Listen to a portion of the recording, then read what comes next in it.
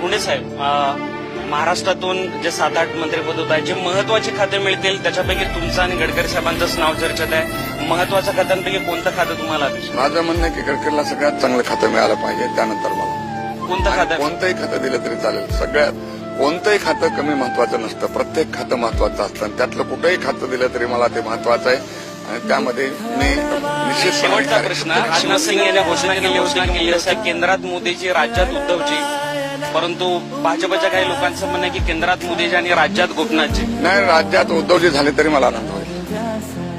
शिवसेनेचा मुख्यमंत्री झाला तर काय झालं? इथेच हा शिवसेनेचा भाजपचा हा भेद करू नका, हा बुद्धिभेद करू नका.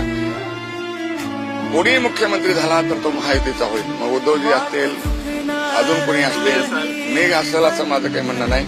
पण कोणीही महाराष्ट्राचा मुख्यमंत्री झाला तर तो महायुतीचा असेल. पण आवडेल महाराष्ट्रात परतायला? मी सांगितलं मला आवडण्याचा मुद्दाच नाही. मला जे पक्ष जिम्मेदारी देईल ते मी करेन. पक्ष